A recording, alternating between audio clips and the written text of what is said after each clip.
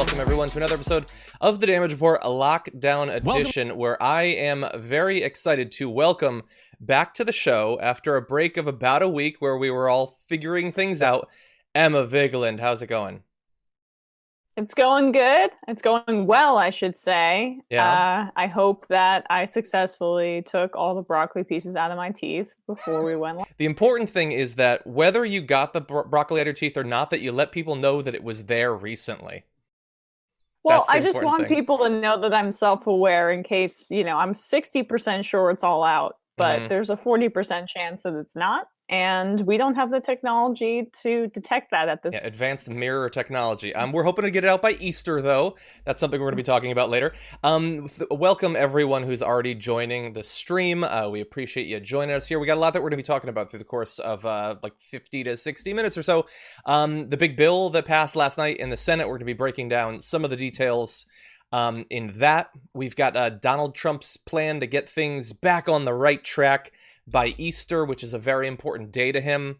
He tells us, how is Trump doing through all this? What do the people think about his response? We got the latest from Joe Biden, which is going to be a doozy. You're going to want some coffee for that. But anyway, if you would like to chat with us, of course, do that as well. We're going to be reading some super chats. Hello to everyone who's saying hi. A lot of people saying hi to Emma. It's been a little bit since we had her on. And everyone, as always, two things I'm going to be telling you from here on out, basically. One, if you could like this video so that other people get access to the stream, that they know that it's there. And also, if you notice that the stream is very low quality, YouTube is switching over to default 480p. You can go and change that on the little gear thing, but you might have to do that starting very soon. So just bear that in mind. And with that, why don't we jump into it, Emma? What do you think? Sounds great. Okay. Last night, after multiple days of wrangling, the Senate has passed their version of the big relief bill, with a headline of it being $2 trillion, although that appears to hide more than it reveals. And that's just the Senate, bear in mind. The House is going to have to take this up, and so big changes could come. But Emma and I are going to break down some of what's in that bill, some of the big headline features of it. Don't worry about the water, Emma. It's quite all right. And so before we jump into the numbers, what's your initial reaction to what you're seeing so far from the Senate version of this bill? So it's, I guess, marginally better than the insane GOP proposal that they tried to push through a few days ago.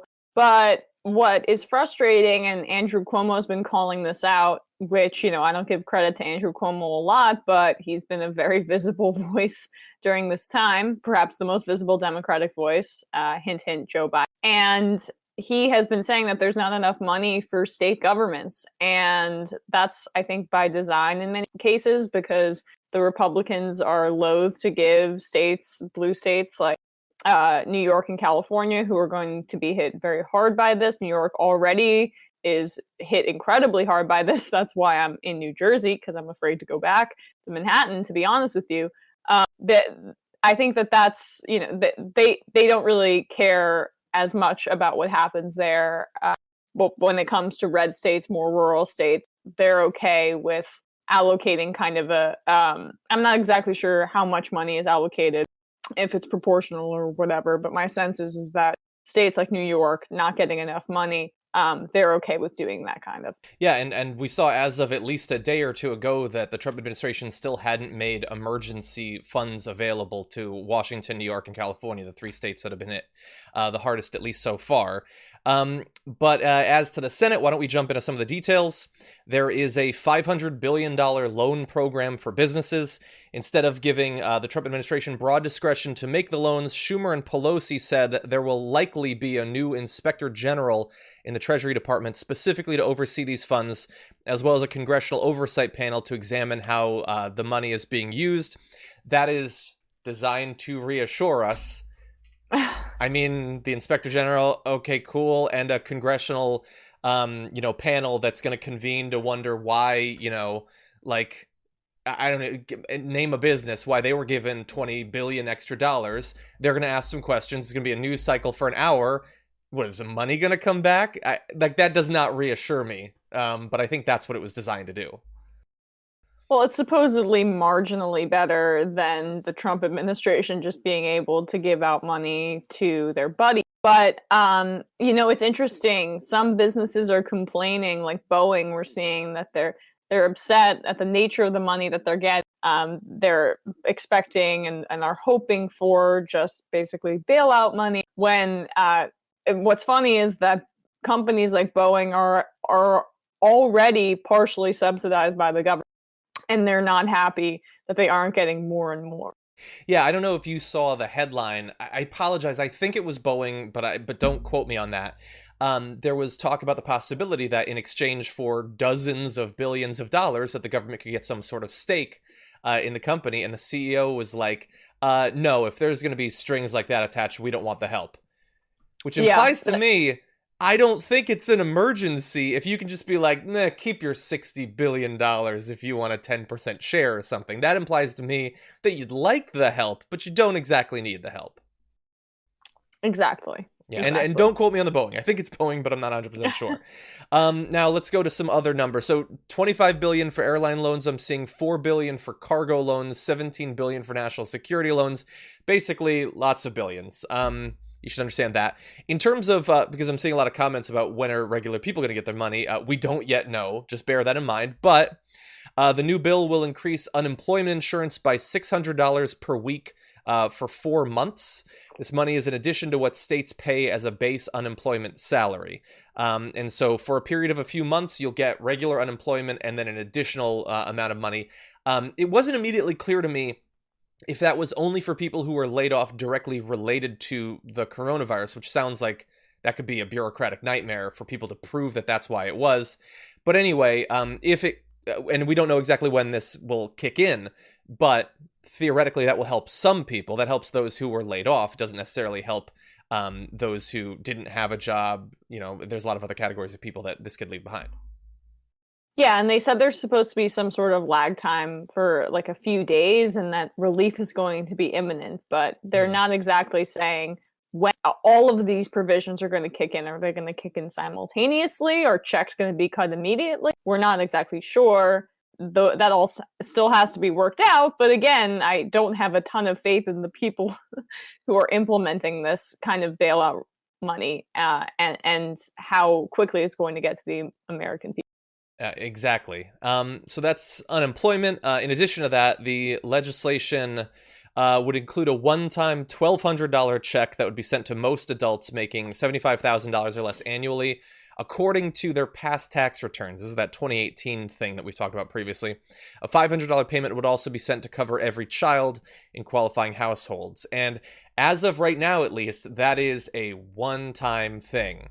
So if this ends up being an 18-month problem, budget, because you might not be getting too much money. Yeah, and that's larger than what the Trump administration initially proposed, which was $1,000 for every individual. But they didn't really specify. Correct me if I'm wrong. I don't think the initial Trump administration proposal specified $75,000 or. And so now it's $1,200, which I guess is fine, but that's different than what Bernie Sanders and Maxine Waters in the House were proposing, with $2,000 for every person, $1,000 for every child. So this is less than that, but at least it's going to provide some temporary relief. But the idea that it's a one-time thing, that is not enough to provide relief for people, especially, and once again, we'll bring it back to how little the Republicans care about large blue, especially in highly populated areas like New York and California. $1,200 doesn't get you a long way, especially if you're unable to make your. It's just not enough. I mean that's like if you do have to pay your rent, like that, the entire thing's gone, and more would already be gone at that point. Some additional numbers. Let's see. We've got $367 billion in loans to small businesses. $150 billion roughly for hospitals, with $100 billion going directly to hospitals, $1 billion to the Indian Health Service, and the rest to purchase of medical equipment. So that is something I don't think that is going to cover the huge amount of medical equipment, both in terms of ventilators, but also personal protective equipment that has been requested. You probably saw the numbers, Emma. I think it was 40,000 ventilators New York is saying that they need. And the Trump administration is saying they sent 4,000. So far, New York has only gotten 400. And so, yeah, it sounds like we're going to need a lot of money. That's one state. One state that now has over 30,000 cases of coronavirus documented. And the Trump administration is saying that, oh, the GM and Ford, they should start making ventilators. And they're saying, yeah, we'll get right on that, without specifically requiring them to do so, which he can't because of the, I'm forgetting the exact name of the Defense Act that he enacted. You have the power to enforce companies in times of crisis to actually make these types of equipment, and Trump is falling short there and not actually requiring them. He's just, as a PR, saying loudly, oh, I'm getting the auto manufacturers to make ventilators and other medical equipment, when we know now that it's going to take months for them to even set the facilities to do so. So it's just a PR stunt. Yeah. I mean, look, he already delayed multiple months in the beginning from making more testing kits available, or at least purchasing them, masks and things like that. We could have been gearing up literally months ago. And now, even when he's all mad that people are pointing out that he was slow rolling for literally months, he's not providing any sort of federal guidance on lockdowns. He's just letting states do what they want. Some are locking down, some aren't locking down. And he wants to reverse as much of that in a couple of weeks, which we'll get to. But also, yeah, he's not helping to either organize the distribution of medical equipment, or actually compel companies to start to produce it. So in every way possible, he is still, at this late date, dragging his heels and providing obstacles to addressing this, rather than providing resources and guidance, which is obviously desperately needed. There's multiple states that are already in the middle of a disaster, and lots more coming. He thinks that we're going to be done in a couple of weeks. This thing is still going to be accelerating in a couple of weeks. I did want to also let you know one problem that I have with the bill is right now it includes $400 million to prep for the 2020 election. The GOP had originally proposed $150 million, so they were able to get more than twice as much. The Brennan Center says we need at least $2 billion to prep for it. And so what I love is, how many times have we said X billion dollars in this segment? Billions of dollars of this, billions of dollars of that. They wanted to give $150 million to have an election. The one thing that they're feeling frugal in regards to is our ability to have a general election without exposing more people to coronavirus come November. But the reason they don't care about providing that funding is because voter suppression is always in their interest. So people coming out less, it always favors the Republicans, because the most likely voters are the Republicans and the older folks and people who are doing this as a part of their patriotic duty and routine, as opposed to unlikely voters, people mobilized to go and vote out the incumbent president. So they don't really care. They can be frugal about the election. It doesn't matter to them. All the headlines about the bill that passed last night say $2 trillion bill, which is obviously a lot. And look, we're in a major emergency. It's a pandemic. We should still note, though, that some things are easily paid for. The money can be conjured up. We know that. But other sorts of things, it's impossible. Let's debate it for another 20 years or whatever. If it's healthcare, it's education, it's protecting our environment, those sorts of things. But the issue is that in all likelihood, this is not a $2 trillion bill. This is a many times more $1 trillion bill. I was reading on the American Prospect, David Dayen, he had an article. Let me read a couple of excerpts. He says, the number you're hearing is $500 billion. That's the portion that's going to just directly go the aforementioned slush fund for corporations. And he says, of that, $75 billion goes to the airline industry and the mysteriously named, quote, businesses critical to national security. The other $425 billion helps capitalize a $4.25 trillion with a T leveraged lending facility at the Federal Reserve. The taxpayer dollars would soak up any losses from that lending program. The loans won't be secret anymore, but the oversight is largely after the fact, without subpoena power, and mainly reduced to writing reports. He calls it a money cannon aimed at CEOs and said it can therefore go to executive compensation or mergers or wholesale purchases of distressed businesses or whatever other financial engineering the accounting department can muster. And once the company returns to health, it can leak out cash to investors and during the loan too in dividends. There's no requirement to keep workers hired. In fact, the necessary provision to boost unemployment insurance for 4 months to 100% of median salary, including furloughed workers, gig workers, and freelancers, means that these companies can fire with relative impunity. And so you take all of that, and if this is the bill that passes, if the House, basically just takes up their wording and they pass it, this is an unprecedented amount of money that is being thrown at corporations with virtually no controls, and the only controls that exist will be after the fact that will be basically impossible to stick. This money could end up going to massive golden parachutes, stock buybacks, all the sorts of stuff that we know have happened in past bailouts that they're promising they're not going to do this time, but there's no actual legal mechanism to make sure that they don't do it. Yes, asking corporations to just do the right thing, that always works out, doesn't it, John? I mean, there was even Carly Fiorina, I just saw the headline before I came on here, basically saying that she thought the bailout money was too soon and that a lot of these companies could have lasted and that money should have gone directly to constituents. I'm paraphrasing here, but that's exactly what it should have been. I mean, the problem with it is that most people aren't going to read the fine details, and the political opportunism of the Republicans is that they want to get a bill passed right away, and many corporate Democrats as well, to give the appearance of providing relief, and then people figure out in a few weeks' time that relief was not enough for them or their families. It's the appearance of doing something as opposed to doing nothing, more than the substance of what's actually going to be in the bill. I worry, like, everybody's been so frustrated with them not doing anything in the Senate, and obviously Trump is taking like a behind the backseat approach to this, that they're just going to see, hey, something is done. The Republicans and the Democrats are getting together, they're getting along, and what will be lost will be the long-term fallout of this. And the thing is, Bernie Sanders, obviously, he's been raising from the very beginning. One of his 3 principles for dealing with this was that there needs to be a centralized authority that will be a check on corporate profiteering, price gouging, but also corruption that will come out of the bailout. And I haven't seen anything like that. I mean, the very minor efforts in this, the Inspector General and that panel, like, they are going to end up making off with hundreds of billions of dollars, potentially trillions of dollars by the time this is done. And I know how this works. In a couple of years, maybe a year, there's gonna be a great write-up on it. Maybe in the Center for, Public Integrity or something like that, or The Intercept will do it, and we'll talk about it.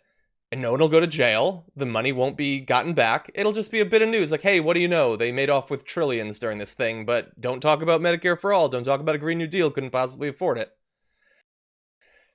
Yeah, I mean, that's part of what we've seen in this crisis, is that we do have reserves of money that can make things happen for regular Americans, but we just choose not to. So when you have a crisis like this, you test the boundaries of what is possible in government, and everyone's beginning to realize, oh, wait, actually, they could provide all of these things for the American people. We can pay for it. Yeah. And I think that's what we're seeing.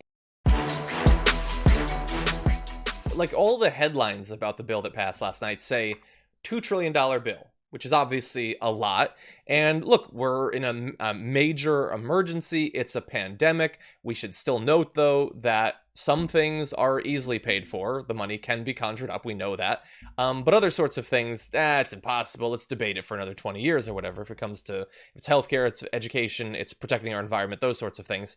But the issue is that in all likelihood, this is not a $2 trillion bill. This is a many times more $1 trillion bill. I was reading on the American Prospect, David Dayen, he had an article. Let me read a couple of excerpts. He says the number you're hearing is 500 billion. That's the portion that's going to just directly go the aforementioned slush fund for corporations.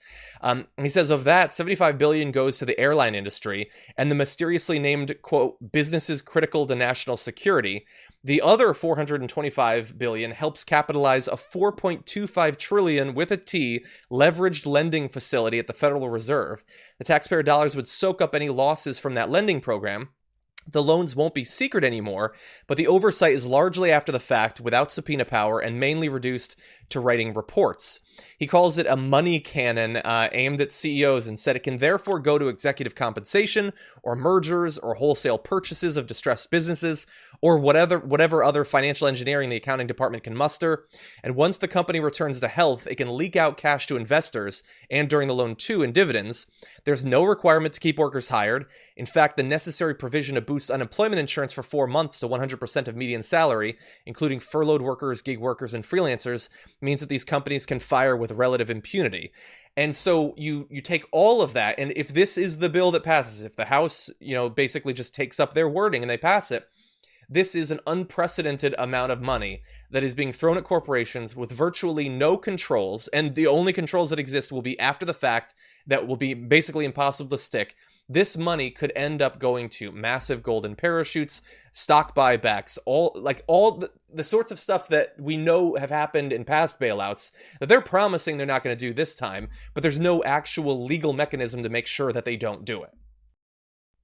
Yes, asking corporations to just do the right thing, that always works out, doesn't it, John? I mean, there was even Carly Fiorina, I just saw the headline before I came on here, basically saying that she thought the bailout money was too soon and that a lot of these companies could have lasted and that money should have gone directly to constituents. I'm paraphrasing here, but that's exactly what it should have been. I mean, the problem with it is that most people aren't going to read the fine details, and the political opportunism of the Republicans is that they want to get a bill passed right away, and many corporate Democrats as well, to give the appearance of providing relief, and then people figure out in a few weeks' time that relief was not enough for them or their families. It's the appearance of doing something as opposed to doing nothing, more than the substance of what's actually going to be in the bill.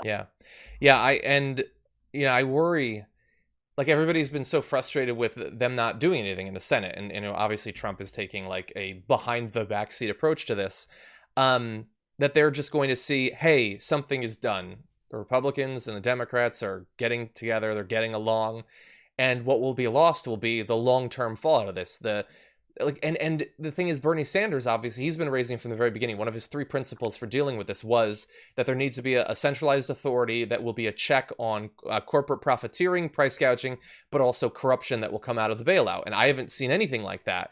I mean, the very minor efforts in this, the Inspector General and that panel, like, they are going to end up making off with hundreds of billions of dollars, potentially trillions of dollars by the time this is done. And I know how this works. In a couple of years, maybe a year, there's gonna be a great write-up on it. Maybe in the Center for, Public Integrity or something like that, or The Intercept will do it, and we'll talk about it. And no one will go to jail. The money won't be gotten back. It'll just be a bit of news. Like, hey, what do you know? They made off with trillions during this thing, but don't talk about Medicare for all. Don't talk about a Green New Deal. Couldn't possibly afford it. Yeah, I mean, that's part of what we've seen in this crisis is that we do have reserves of money that can make things happen for regular Americans, but we just choose not to. So when you have a crisis like this, you test the boundaries of what is possible in government, and everyone's beginning to realize, oh, wait, actually, they could provide all of these things for the American people. We can pay for it. Yeah. And I think that's what we're seeing. Donald Trump's plan to just move past coronavirus as if it's been solved in the next few weeks, that is continuing along, and now we even have a potential date. According to yesterday's press conference, he's interested in restarting everything on Easter. Here he is making this announcement. Ultimately, the goal is to ease the guidelines and open things up to very large sections of our country as we near the end of our historic battle with the invisible enemy. It'll go on for a while, but we win. We'll win. I said earlier today that I hope we can do this by Easter. I think that would be a great thing for our country, and we're all working very hard to make that a reality. We'll be meeting with a lot of people to see if it can be done. Easter is a very special day for many reasons. For me, for a lot of our friends, that's a very special day. And what a great timeline this would be. Easter as our timeline, what a great timeline that would be. Easter, it's a very special day for him because he totally is an actual Christian who totally believes in God. That's a true thing that is true. But anyway, he said in that video, as we near the end of our war with our invisible enemy, it's been long, but we win. We win. First of all, he's implying that he's been fighting it for a long time. He's declaring that we're about to be done. This seems like madness to me. Emma, what are your thoughts? Well, 60% of Americans disagree with you, but yeah, we're gonna get to that. There's something that he's trying to tap into, which is everyone has this desire to return to normalcy. So when you have the president basically saying, "Oh, you can see the horizon, we're close to the end," that plays well politically, but in reality, it's a disaster. It's an absolute disaster. And again, I've made this point to you off air. Easter, it changes every year, and I forget what day it is, so I don't even know when he's talking about. It could be tomorrow, and it could be at the end of next month. I did some fact checking. It turns out it is Sunday, April 12th. Okay. So, but that's like a couple weeks away, really. Like 3 weeks away. Do you think Jesus is going to rise again, or is he just going to stay in self-isolation? If I were him, oh my God, that's actually that's a pretty good reference. Look at you. You know more about the Bible than Donald Trump does, even though it's a very special day to him. So look, if that date seems arbitrary, that is only because it's 100% arbitrary, and that will become clear in this next video where he's asked by Caitlin Collins about what exactly it was that led to that date being chosen. Let's watch. Mr. President, you just reiterated that you hope to have the country reopened by Easter. You said earlier you would like to see churches packed on that day. My question is, you have two doctors on stage with you. Have either of them told you that's a realistic timeline? I think we're looking at a timeline. We're discussing it. We had a very good meeting today. If you add it all up, that's probably 9 days plus another 2.5 weeks. It's a period of time that's longer than the original 2 weeks. So we're going to look at it. We'll only do it if it's good, and maybe we do sections of the country. We do large sections of the country. That could be too. But we're very much in touch with Tony and with Deborah on everything we're doing. Who suggested that? I just thought it was a beautiful time. It would be a beautiful time, a beautiful timeline. So that was It's a based great on day. any of the data? It was based on a certain level of weeks from the time we started. She said, what doctor's advice were you using to establish this timeline? And he says, well, we're working on a timeline. And then asked what it was that led to that date. He said, it's a beautiful time, a beautiful time, a beautiful timeline, a beautiful day. That's why he might tell states around the country to go back to normal, and Republican governors will 100% listen to whatever he says, no matter the human cost. A beautiful timeline was the alternate title for Interstellar. Fun fact. Was it really? No. Okay. Anything to improve that movie. But anyway, yeah. Oh, I agree with you. Yeah, I don't. Okay, hey, we agree on something in pop culture as of 10 years ago. Anyway, so look, he said, let's go to this. He said he'd like to see, quote, this is amazing. He'd like to see churches packed full of people for Easter. Oh my God. But that a chill runs up your spine, and it's not just a symptom. It's but that the timeline wasn't based on data indicating the public health risk could be gone by then. Rather, the president said it just thought it was a beautiful time. Trump said he would listen to the advice of his top health officials. So it's not just that he wants to restart things, but he immediately, I want to see crowds. I can't stand not seeing crowds of people. And I just want to say this. I'm terrible at making predictions. We are still going to, in all likelihood, in 3 weeks, the number of cases will still be increasing on a day-to-day basis. in many of these places that he's going to say you should be crowding into places of worship to maximally spread coronavirus to each other, we're still going to be seeing more and more people. Like, we won't have reached, I think New York, Cuomo was just saying, like, the peak need time is going to be like April 21st, he thinks. So possibly a week after Trump tells everyone to go back to GameStop or whatever, we could still see a need for tens of thousands of ventilators in the New York City area alone. Exactly. And I mean, we could see some gains because everyone is self-isolating, but when you have the president on TV, who a majority of Americans agree is doing a good job, saying that it will be over in that week's time, that's just not the reality. So we could see a little bit of plateauing and then another spike and then another spike, which is so much worse. And, like, I get that this is a large country and, everyone's not going to be paying attention and listening, but and this isn't China. We are living really in an economy, not in a society, not saying that China's society is great. They at least feel a sense of fealty to their other fellow citizens, to what their government says. They're going to pay attention. They were able to actually curb this because they listened to what the government says. I mean, I know I'm rambling a little bit, but when you have the head of the government here basically saying, oh yeah, go ahead, go back to work, do whatever you need to do, people are going to pay attention because that's the natural inclination of our society. Everyone is out for themselves. We fetishize individualism. And so once you get the go-ahead, that's what's going to happen. And it's just going to get worse and worse. Yeah, there are going to be so many people at that point. They're going to be just looking for someone to tell them that things are going back to normal because they're going to be going stir crazy. And honestly, there are still so many states that haven't done any sort of lockdowns, that things are still going normal. There should be, not only should we not be talking about on Easter, just, everybody head to the movies. Isn't there a new Marvel movie coming out? Like, let's go see Black Widow. But that multiple states should be told right now, you need to institute the same sort of social distancing, the same sort of, safety at home, a stay-at-home order.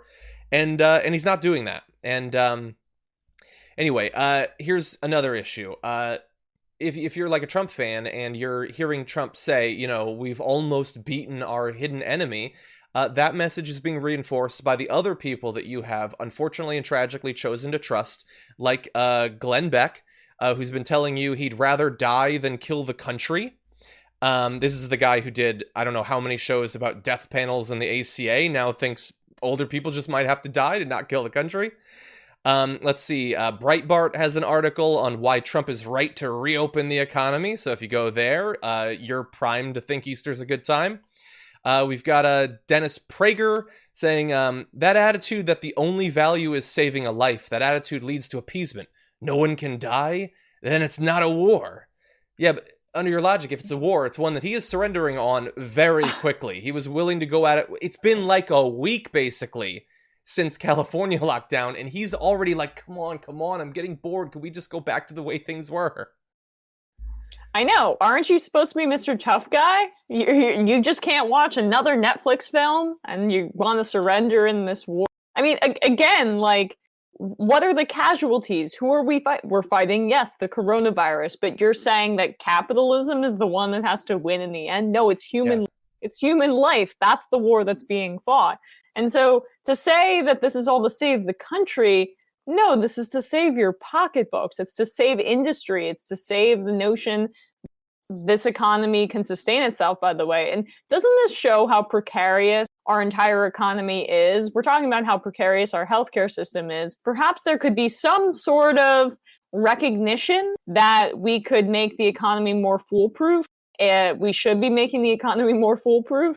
Mm-hmm. But instead, they just want to return to the system that is and save that. I hate the false equivalent of the country and the economy and their portfolios. It's not the same thing. The country is made up of individuals and people. It's not made up of stocks and bonds. And that's what we should be focusing on, saving, not just this paper tiger of an economy. Yeah. If the system requires the sacrifice of millions of elderly Americans to restart it, it does not deserve to be restarted. like people, and that's why I'm glad that we're going to be talking later on about how people are sort of waking up to some of the fundamental issues with the system that the coronavirus has not created but has revealed, is that we need to solve this problem, but we can also set ourselves up to, in doing so, solve a lot of problems that we had prior to COVID-19, that we should not go back to the way things were, because the way things were horrific in their own way. It was a more hidden way. It wasn't talked about necessarily. It didn't drive headlines, but people were dying needlessly long before COVID-19. And the same solutions that could get us through this pandemic and the pandemic that is going to come after it can also solve with all the people who, because they don't have access to health insurance, they've gone medically bankrupt, people who are suffering with chronic conditions like heart disease, diabetes, those sorts of things, they can be helped and protected too. And I hope coming out of this that people are awakened to some of these realities. Donald Trump's response to coronavirus has been, in my view, horrible. It's been slow and begrudging and lacking in any sort of scientific understanding or curiosity. It has definitely increased the chance that his devoted followers will contract and potentially die from coronavirus because they unfortunately trust him and he is not trustworthy. Trusting Donald Trump, as always, can potentially get you killed. But that does not mean that his response is really hurting himself. Recently, I saw this in Gallup. His approval rating is back up to 49%, just as it was before coronavirus. So if this is hurting him, it's not really clear. You can even see here, by the way, that over the past few weeks, Republicans support him 1 point more. Independents have jumped up by 8 points. Even Democrats have his approval rating in the Democrats has nearly doubled. And what has he done to deserve this? He's had those rambling, insane press conferences. It's maddening, Emma. I understand, but this is why it makes Joe Biden's absence from the conversation so much more egregious. So much of politics is just being visible and getting airtime. You see this with Andrew Cuomo. The whole country's obsessed with Andrew Cuomo now. Oh, Andrew Cuomo, our savior, Andrew Cuomo. Hold on. I saw an article saying, I think I'm in love with Cuomo. I saw that too. And I saw someone, someone close to me repost that unironically. Maybe it was just deep irony. Yeah, Probably no. Yeah. Well, anyway, so my point is just that Trump has been very visible. Andrew Cuomo has been very visible.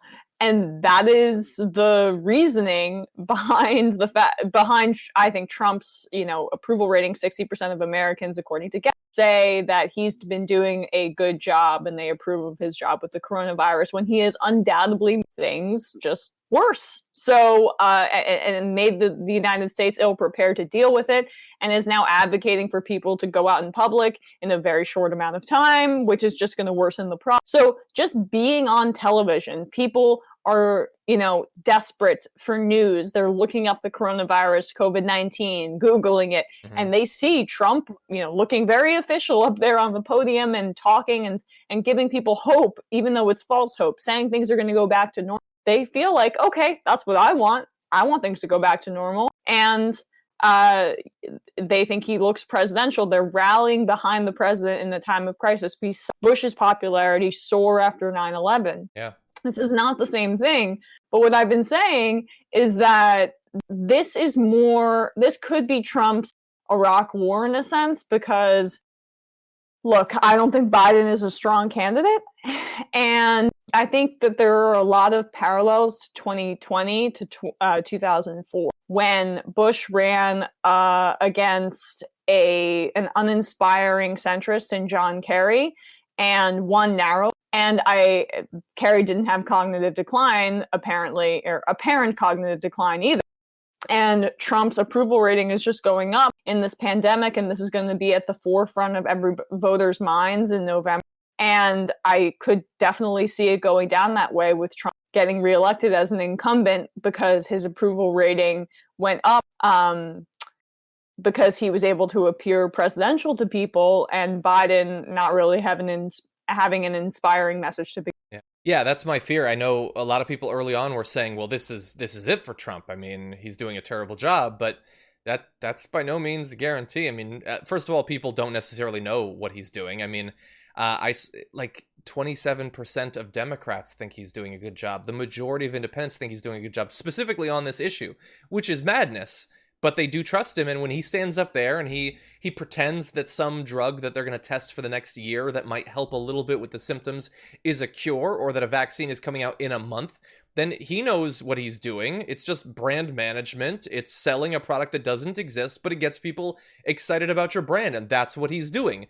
And he'll say how many lies has he told? Everybody expected, 3 weeks ago, he gave a press conference saying that in the very near future, Google's going to have a website, and Walmart and Target are going to be testing you for coronavirus through drive-through things in their parking lots. How many people watching this stream have gone through one of those drive-through testing things? Has that happened? Does that exist? No. But everybody felt better temporarily, and so his numbers went up. And here's the thing. I said at the beginning, trusting Donald Trump can get you killed.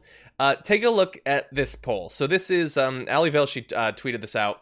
This is CBS YouGov. Who do you trust for coronavirus info? If you're a Democrat, 87% of you trust the CDC, 75% trust your governor, 72% trust the national media, and then 72% friends and family. I think that's probably a bad call. Don't do that. 44% religious leaders, again, 14% Trump. For Republicans, 90% trust Trump, more than trust the CDC. And national media is at 13%. So Trump and the national media basically swap spots depending on what party you're in.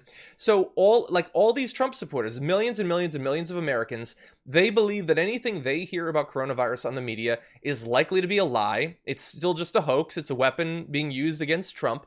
And if Trump says we've got a vaccine, if he says, oh no, we don't need to use, our emergency powers to force companies to produce ventilators, it's just going to be fine, they will trust him on that. I think that figure about the media is really key, because it has a counter effect when the media is constantly talking about how terrible Trump is doing in many aspects. But it's heightened in this coronavirus pandemic because people want to believe that there is light at the end of the tunnel, that things are going to go back to normal very soon. So when you have a president giving them that false, they're naturally more inclined to believe him than they are the media who's screaming from the rooftop saying no, no, no, no. And when they're covering it nonstop and they're covering Trump negatively nonstop, people have a natural reflexive reaction to that, being like, that can't be, I don't think he's doing that bad, right? And so his numbers go up. And the media appears to be less trustworthy, and the media already has been a much maligned institution in the United States for a really long time, and it doesn't help that the president screams fake news on a regular. Yeah. Don't listen to Trump, people. I'm seeing someone just commented and I checked it at Rancho Palos Verdes in California. 6 people at a Trump golf club at a birthday party got coronavirus. Now, that doesn't mean that they're Trump supporters just because they go to a Trump golf club, but it's possible that they trusted him. We don't know. Well, we'll find out. It's more likely than not. I can't imagine anyone who's anti-Trump going to a Trump property at this point. Yeah, I would not. Unlike Trump, I actually feel bad for those people. I feel bad for everyone that has trusted him and has gotten coronavirus as a result of it. Just really, really fast before we move on, I am curious, So he's lying about vaccine. He's lying about basically every part of this. But the problem is that eventually, reality could catch up to him. If he does order people to go back to about their business or whatever, and the case numbers jump up into the hundreds of thousands and tens of thousands start dying. At that point, do you think that is what triggers some Trump supporters to realize that he was lying, or will the master of branding be able to find some way out? Again, when he is the master of branding, and that's what's so crazy, and marketing. And so when he constantly says things are beautiful and great and wonderful, that penetrates some people's minds, right? So who knows? I mean, can you repeat the question, John? I'm sorry. So basically, I was saying we're worried about what could develop, and so far his lack of response to that, or lack of a serious response, hasn't hurt him in terms of the approval ratings. But if the doctors are right, and if the numbers do explode, and we do see tens of thousands or more Americans dying, will the reality of that be undeniable at some point for Trump fans, the people who've given him a benefit of the doubt, when they see 100,000 people have died, hypothetically, it's just a hypothetical, will that be enough to finally break through to them? Or do you think they'll find some way around it? You know, I don't think that'll be enough. And I think that once mass deaths start happening, unfortunately, there's going to be a lot of people who say, oh, they were old. Oh, you know, what could have been done? Nothing could have been done. It's so bad everywhere. And what are we going to do? Tank the economy? I genuinely think that's going to be a lot of people's reactions. Not enough people, but a lot of people. After days of effectively hiding, Joe Biden has returned, and he started doing media appearances. And I'm not sure how long that's going to continue because there's been some issues with him. I want to show you bits of these recent appearances. One with Nicole Wallace on ABC. Take a look at this. Because if we lose them, we are in real trouble. We should be making those masks. We should be moving on those ventilators. We can do that. Why doesn't he just act like a president? That's a stupid way to say it. You know, guess, Donald Trump was asked on. Sorry. Go ahead. No, probably best I don't. All right, let me ask you this, Donald. I just can't figure the guy. I don't know. It's like watching a yo-yo. I shouldn't have said it that way. It's like watching. It feels that way. I want to ask.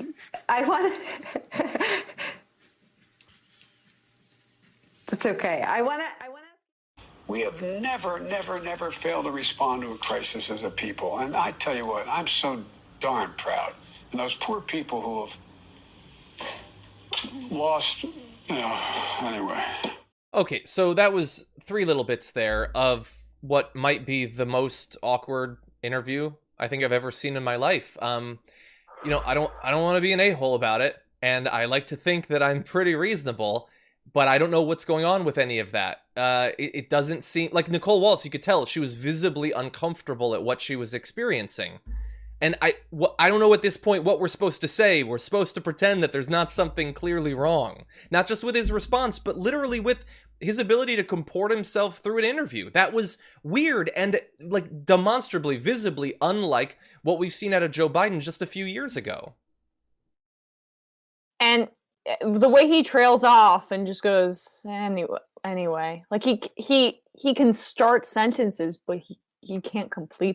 And you saw it in the way Nicole Wallace was interacting with him. It was like she was trying to entertain and be sweet, like some older man that she's meeting at like a family gathering or her in-laws or something like that, as opposed to a presidential candidate. They should be like, what are you talking about? What are you saying?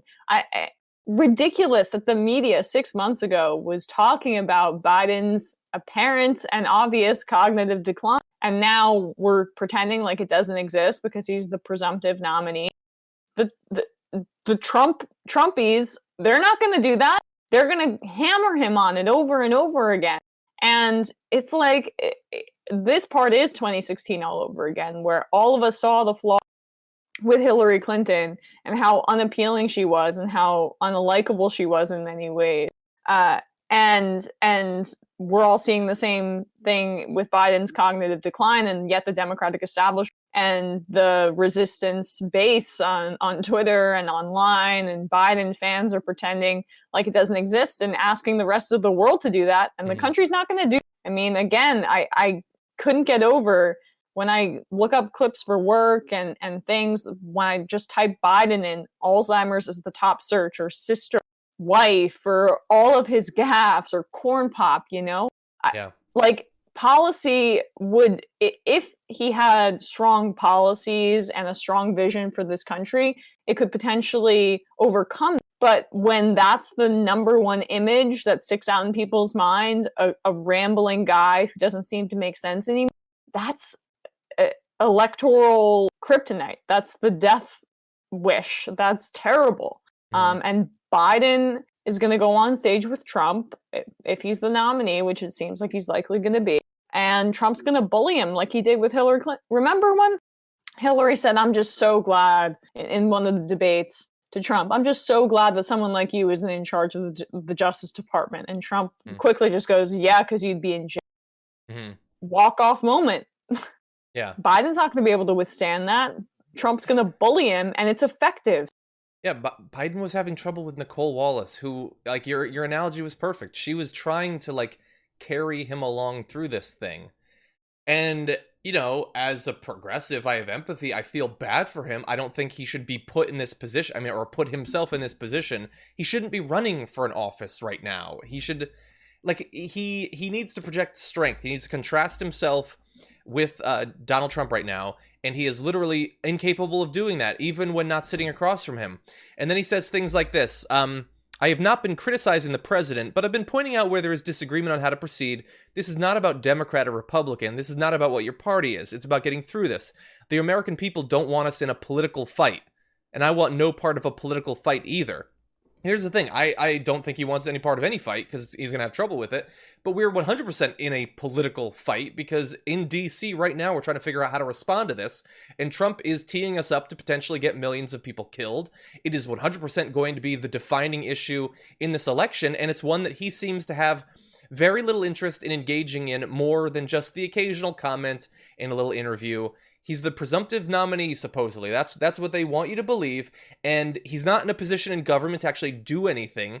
So his public appearances, that is what he can control. That's what he can do. And right now, it is going absolutely horribly for him. And we are lucky in this moment, like in a primary where we have two candidates, where we have a case that demonstrates in every way it's possible to demonstrate who they are, how they would respond to issues in real time, what vision they have for this world. And people are getting that. Bernie Sanders is having these live streams that millions of people are tapping into, where he's bringing on doctors and elected representatives. He is showing leadership, not just in terms of being able to coordinate, but also his own personal vision for how we deal with coronavirus. And Joe Biden he's stumbling through View interviews.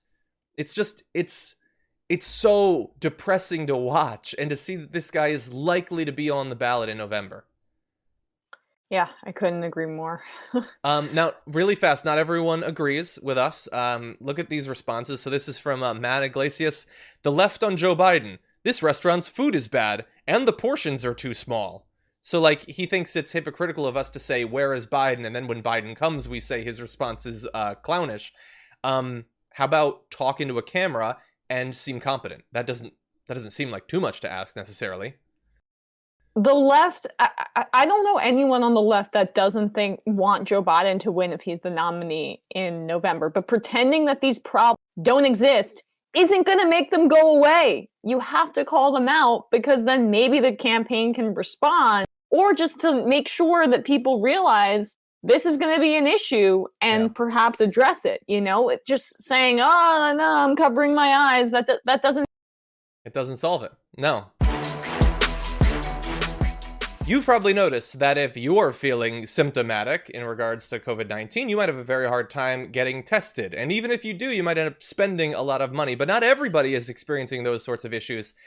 Cardi B noticed that as well. And so she posted a video where she broke it down.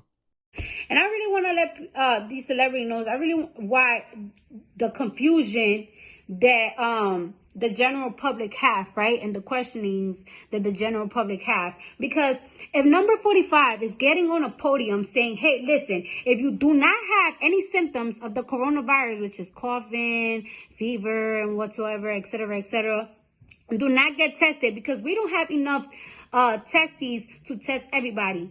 But if a celebrity is saying, hey, listen, I don't have no symptoms, I'm feeling good, I feel healthy, I don't feel like nothing, but I went and got tested and I'm positive for the coronavirus, that caused confusion. That made people be like, well, wait a minute now. I don't have no symptoms, but I know I went out this and that day. I might just have it. I'm scared because I'm around my kid, I'm around my grandparent. What should I do? And let me tell you something. The general public, people that work regular jobs, people that get regular paychecks, the middle class, the, poor, whatever the crap, they're not getting treated like the high, the ones that appear, like celebrities and everything. They're not getting their coronavirus results the next day. That's one. And on top of that, A lot of celebrities, y'all have the luxury to pay $34,000 or whatever the it costs to get tested and get treated. A lot of these people, they don't have that money. Couldn't agree more with her. They're getting easy, casual access to the testing. They don't have to worry about being billed, $35,000. Cardi B might not be the hero we deserve, but she's the hero we need. Something like that. I don't know what the expression is. But I love or both. I don't know. I don't remember that. I think it's The Watchmen or something. Anyway, but that's the Batman? Dark Knight. John. Is it Batman? I said Batman before you said that. I know. Don't get your DC all over me. But anyway, no, I love that she's out there, and really fast. We're not gonna go into detail, but like Britney Spears is like posting on Instagram with triple roses. About she doesn't know what that is. She knows she is a DSA member. And Fran Drescher tweeted, I agree, capitalism has become another word for ruling class elite. When profit is at the expense of all things of true value, we got a problem. Like I believe the nanny. Nannies rise up. I don't believe Britney Spears. I mean, I follow her on Instagram, and some of those posts are just. I hope she's doing all right. I hope so too. I honestly don't know anything about her, but look, this is a moment. People need to understand what's happening, where we're at, and also where we were at if they weren't paying attention. And look, if Cardi B is going to be one of the messengers around that, I think that certainly is helpful.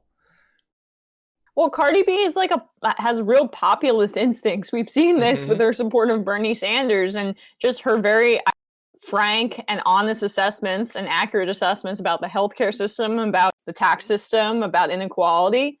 Cardi B is actually a legit person. She's not a celebrity that completely lost her sense of self or forgot where she's come from. And she knows that a lot of where she's come from, it's political. It's not just, giving homage to being from the Bronx or coming from a working class background. She knows that means that you have to support policies and movements that would be beneficial to all of her family and friends from where she grew up. I also just wanted to briefly mention that you might have seen Greta Thunberg posted on Instagram that she and a member of her family believe that they were infected with coronavirus. She's feeling much better, but she was sending out a message saying that people, even if they're young and they're not personally experiencing symptoms, they need to watch out about potentially spreading it to people who are in higher risk groups.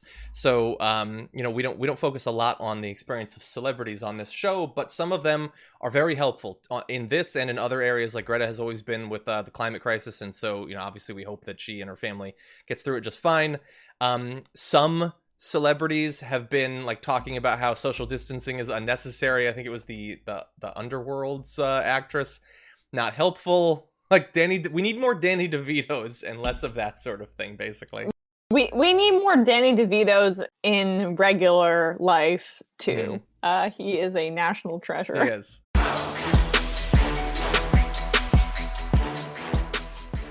Thanks for listening to the full episode of The Damage Report. Support our work, listen ad-free, access members-only bonus content, and more by subscribing to Apple Podcasts at apple.co/TYT. I'm your host, John Derola. I'll see you soon.